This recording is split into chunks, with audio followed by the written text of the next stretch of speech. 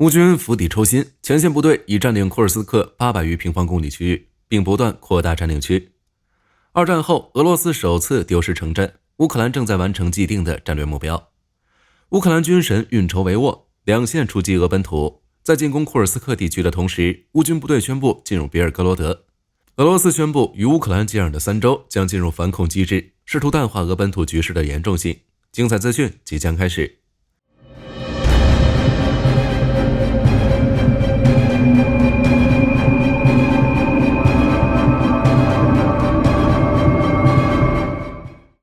根据媒体报道，俄罗斯想象中的情况并没有出现，攻入库尔斯克地区的乌军部队仍在持续推进。截至8月11日上午，乌军突破库尔斯克宽度达到 58.9 公里，深度达到28公里，并控制550平方公里范围，另有320平方公里处于灰色地带。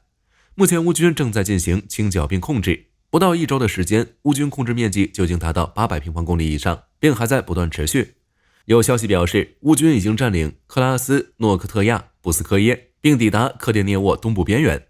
对于克列涅沃这个重要交通枢纽，乌军志在必得。与此同时，乌军继续向西推进，在维克托罗夫卡方向爆发战斗，占领乌斯佩诺夫卡。乌军向北推进，从泽兰尼什利亚河出发，快速向谢苗诺夫卡推进。俄军声称用导弹阻止乌军推进，但未见效。乌军向东北方向推进，到达大索尔达茨克耶村北部，距离库尔斯克市越来越近。乌军还向东南推进，完全控制马赫诺夫卡，并继续前进。乌军向东部推进，占领奥列什尼亚、梅洛沃伊和库里洛夫卡。普列霍沃还在扩大占领区域。乌军占领库尔斯克的库切罗夫、吉里定居点，向别尔哥罗德方向靠近。乌军快速穿插很快，占领区域越来越大，一度攻击距离库尔斯克市只有10公里。另外，乌军对蒂佩茨克军用机场发动袭击，这座机场距离莫斯科仅有500公里。库尔斯克市距离蒂佩茨克200公里，乌军距离库尔斯克市只有10公里，而直线距离莫斯科更近。与此同时，进入库尔斯克地区的乌军部队正在控制区域内日夜挖掘防御工事，同时继续集结兵力，以便持续对库尔斯克地区的乌军进行支援。美国媒体表示，在乌军对库尔斯克发动进攻的4天后，已经可以确认乌军出动了5个旅的兵力，包括4个陆军机械化旅与1个独立空中突击旅，总兵力达到上万人。另外还有600余辆装甲车。火炮、防空、无人机以及侦察部队也在发挥辅助作用。而库尔斯克地区的俄军部队规模还没达到乌军的一半。目前，库尔斯克地区的乌军已经有4个旅的番号显现，另外还有特种作战分队。对于库尔斯克地区的进攻行动，乌克兰总统办公室顾问波多利亚克表示，乌军对俄本土发动的进攻行动是3种强制手段之一，目的是通过提升战争成本来影响俄罗斯国内对战争的态度，进而削弱俄罗斯国内对军事行动的支持。所以从军事角度来看，进攻库尔斯克地区是对俄罗斯的直接挑战，并且更像是一场信息战与心理战的结合体。这种策略虽然比较激进，但对于如今的乌克兰来说，却是一种创新尝试。而且在此次行动中，乌克兰明显有着自己的战略目标。第一是苏贾市，第二是库尔斯克核电站，最后就是库尔斯克州。8月9日，乌克兰宣布已经完全占领了苏贾市，完成了第一个战略目标。这是二战结束79年以来，俄本土首次被他国正规军占领一座城市。要知道，在这座城市内，有俄罗斯对欧输送天然气的最大计量站。苏贾的丢失让俄罗斯对欧洲输送的天然气减少了一半。至于剩下的2个战略目标，一个是库尔斯核电站，另一个是人口达到110万的库尔斯克州。相较于人口只有7000的苏贾，库尔斯克州并不好占领。但此次乌克兰出动这么大的兵力，动用上万人进攻俄本土，绝对不是抓几个俘虏就能够结束的。外界猜测，库尔斯克只是第一步，接下来还有别尔哥罗德、布良斯克以及罗斯托夫等。乌克兰完全可以在俄本土复刻俄罗斯当初在乌东4州的策略，将俄罗斯南部4州变成乌克兰的领土，不仅对现有战场局势造成巨大影响，同时还有利于接下来可能的和谈。剩下的时间就看乌克兰会用多长时间拿下库尔斯克了。而这就需要指望乌军军神希尔斯基了。外界猜测，希尔斯基的目的绝非避免那样，明显是想来一把大的。要知道，当前俄军将 95% 的兵力都部署到了乌克兰境内，国内兵力远远不足。可能是俄罗斯天真的认为，乌克兰不敢进攻俄本土，北约也不敢继续升级局势，只有俄军能越境打击乌克兰，而乌克兰不敢越境。但让俄罗斯没想到的是，希尔斯基一招釜底抽薪，让俄罗斯的底裤暴露了。与此同时，北约国家不仅没有反对，反而表示乌克兰有自卫权，有对俄本土越境打击的权利，并且美国还紧急提供了 1.5 亿美元的军事援助。面对乌军进攻，俄罗斯也只能紧急抽调兵力，向库尔斯克地区增派兵力，但很不幸遭到了围点打援。例如列宁格勒新组建的俄军第44军在增援的路上遭遇伏击，损失了19辆卡车，并损失了大量士兵。此外，俄军还在库尔斯克的什月村损失了14辆卡车，近500名士兵丧失战斗力。在不到1天的时间内，这2路增援就遭到了乌军致命打击。截至目前，库尔斯克有76000名俄罗斯人逃离家园。不仅如此，乌军还开始对别尔哥罗德发动进攻。此前就有俄罗斯博主表示，在乌克兰与别尔哥罗德接壤的边境地区，乌军正在大量集结兵力。与此同时，根据俄罗斯媒体报道，乌军对别尔哥罗德特基诺发动了密集炮击，并摧毁了俄军通讯中心，打击俄军集结地点。而在8月10日，乌军开始进攻别尔哥罗德地区，规模为1个团的兵力，另有100余辆装载各种武器的车辆。虽然无法发动大规模进攻行动，但对于占领别尔哥罗德地区的边境村庄却已经足够了。随后，乌军宣布已经攻入当地的波罗茨，这就意味着在对库尔斯克发动进攻之后，乌军又开始在另一个方向进入俄本土作战。针对此事，俄罗斯媒体也证实了真实性。俄军宣传博主阿纳托利·拉多表示，波罗兹已经被乌军占领。俄罗斯军事博主拉多夫也表示，俄军想要完全覆盖2州，至少需要动员20万人。显然，这句话打脸了此前俄罗斯宣称乌军只出动小股部队的言论。在这种情况下，俄罗斯面临一个非常尴尬的局面，要么从乌克兰战场抽调兵力进行回防，但这种方式很容易遭到乌军围点打援。参考前2支增援库尔斯克的俄军部队的遭遇，就能看得出来，乌军对俄军增援是重点防备的。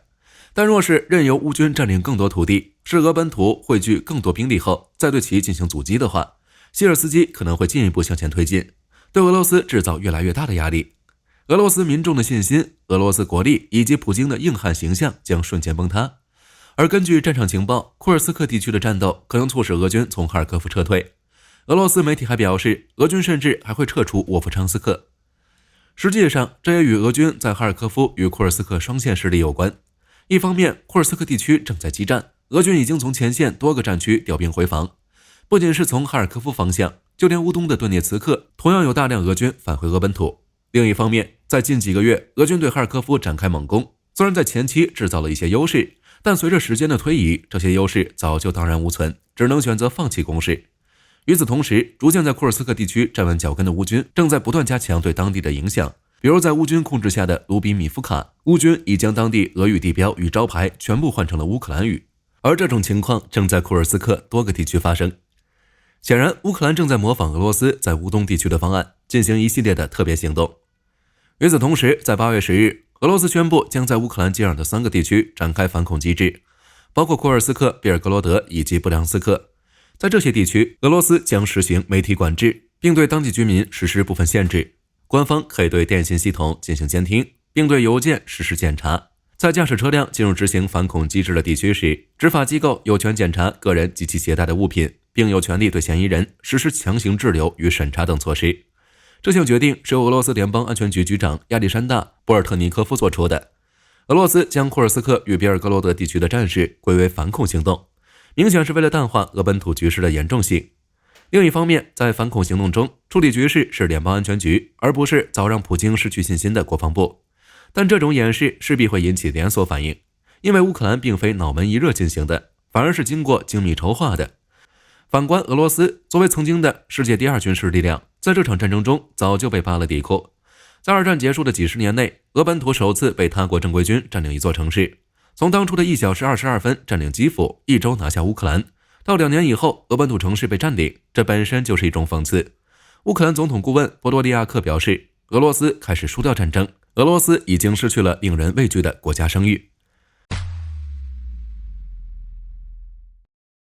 据以色列媒体8月9日报道，伊斯兰革命卫队海军收到了包括新型巡航导弹、战斗侦察无人机以及电子战系统在内的几款新型军事装备。据报道称，伊朗在新型巡航导弹方面已取得重大突破，推出了几款增强隐身性、精准度以及破坏力的新型导弹，如改进后的阿布马赫迪导弹、塔拉耶赫导弹、纳希尔导弹等。这些导弹通过集成人工智能系统以及先进的雷达规避技术，使其无法被敌方雷达探测到，从而达到隐身的目的。而且这些导弹还配备有高爆弹头，结合其隐身特性，能够对包括驱逐舰在内的大型海军舰艇造成极大威胁。近段时间，希腊空军正在向美国发出请求，有意向购买美国多余的 KC-135R。希腊空军表示，空中加油已经逐渐成为现代空战中相当重要的一环，而 KC-135R 几乎可以为希腊所有战斗机加油，包括 F-16、幻象2000、阵风以及希腊计划购买的 F-35。所以，早在2021年时，希腊就已经将其纳入到了部队结构计划中。希腊一旦拥有 KC-135R， 就可以使空军部队长时间停留在空中，从而参与各种任务，如拦截、护航行动、情监侦任务等，且无需返回基地加油，进而大幅提高任务效率。此外，为了能够更好地实现空中加油，希腊早就做好了各种准备，如希腊空军驾驶各种型号战机进行空中加油任务，又或是希腊空军几乎所有飞行员都通过了空中加油程序的认证。而且，为了保持飞行员的认证和准备状态，希腊空军还要求飞行员每年必须执行一次空中加油任务，甚至由于夜间加油操作难度过大，飞行员必须每半年进行一次。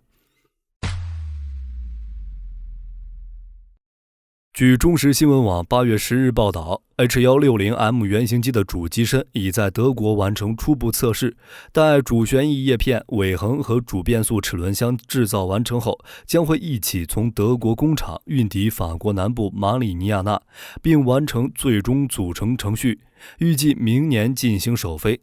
H160M 是空中巴士公司为法国武装部队量身打造的专属直升机，它采用可降噪达 50% 的新一代主旋翼，并严格按照军种需求以及任务需求搭载相应的套件，如座舱航电套件、电子扫描阵列雷达、战术数据链等，并具备各类空对空、空对面能力，能够用以执行搜救、打击以及特战渗透等多种任务。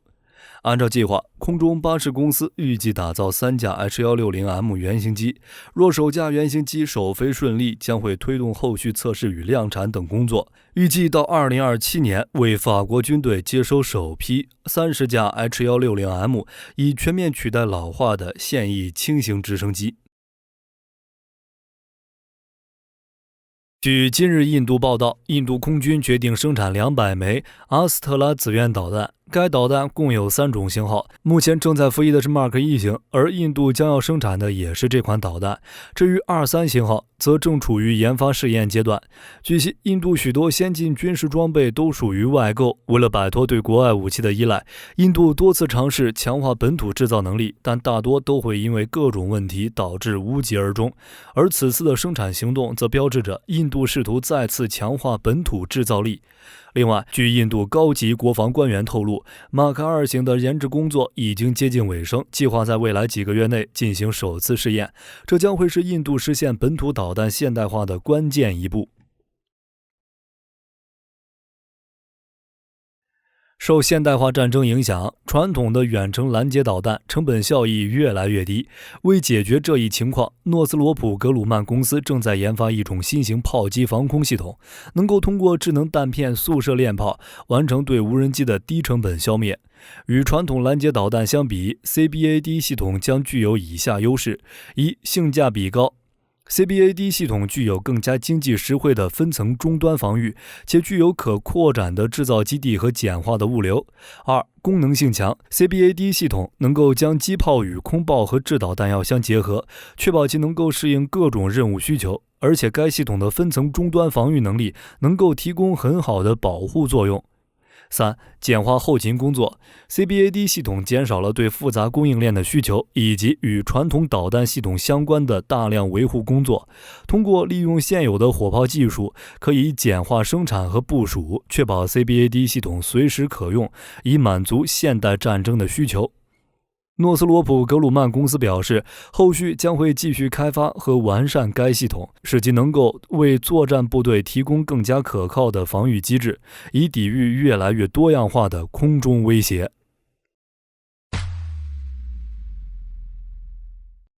8月5日，澳大利亚国防部对外宣称将加速幽灵鲨开发计划，并为此与安杜里尔公司签署了早期工程合同。根据合同内容，澳大利亚将和安杜里尔公司分别投资1300万美元，在澳大利亚建造一个制造厂，以扩大供应链并建立生产幽灵鲨所需的基础设施，尽可能在2025年底前生产出第一批幽灵鲨。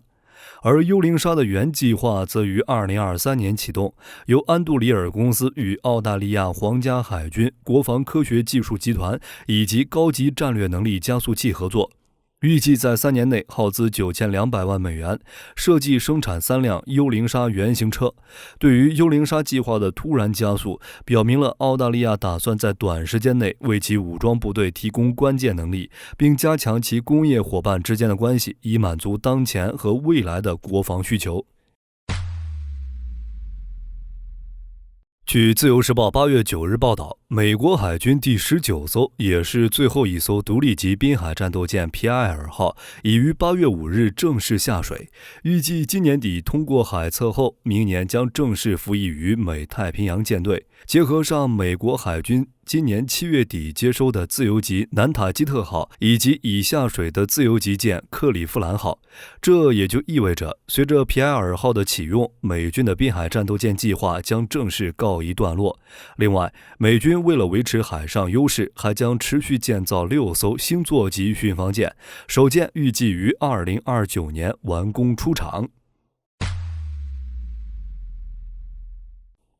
据英国国防部8月8日消息，英国皇家空军第617中队的 F-35B 机队已部署到冰岛，开始执行北约空中警戒任务。据悉，北约在冰岛的空中警戒任务最早可追溯到2007年。由于冰岛是北约唯一没有常备部队的国家，在与美国的协防关系结束之后，北约各国便开始在此轮流部署空中部队，以捍卫冰岛领空，并确保北极区域的安全。而英国此次的部署行动不仅是该国第2次参与该任务，也是其 F-35B 战机首次参与冰岛空中警戒任务。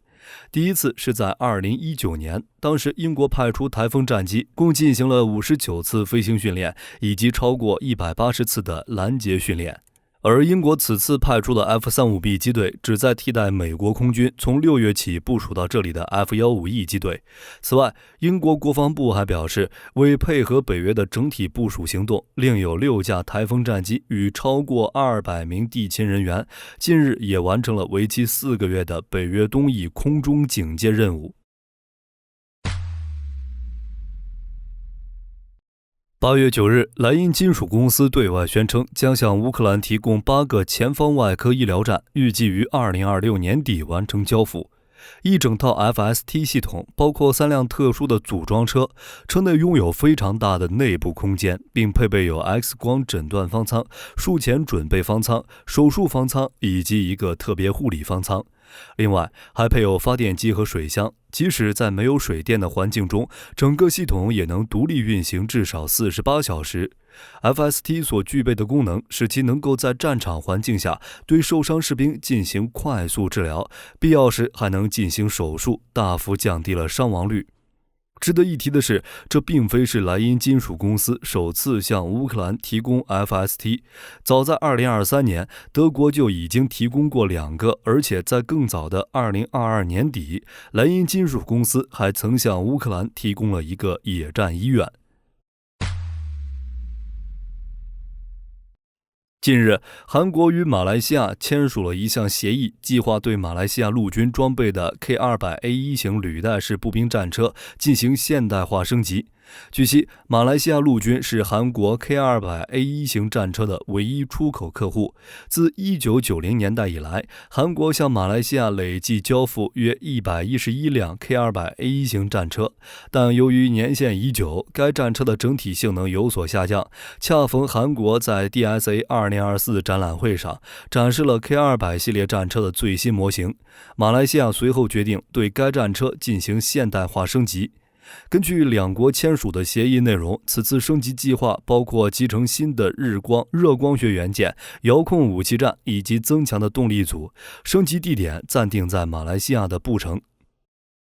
好了，以上就是本期资讯的全部内容了。你们觉得面对在库尔斯克势如破竹的乌军，俄罗斯有没有手段应对？如果乌克兰真的占领了库尔斯克，可以为此后可能的和谈增加多大的筹码？对此有什么样的见解？欢迎在评论区讨论一下。我是火力军，下期再见。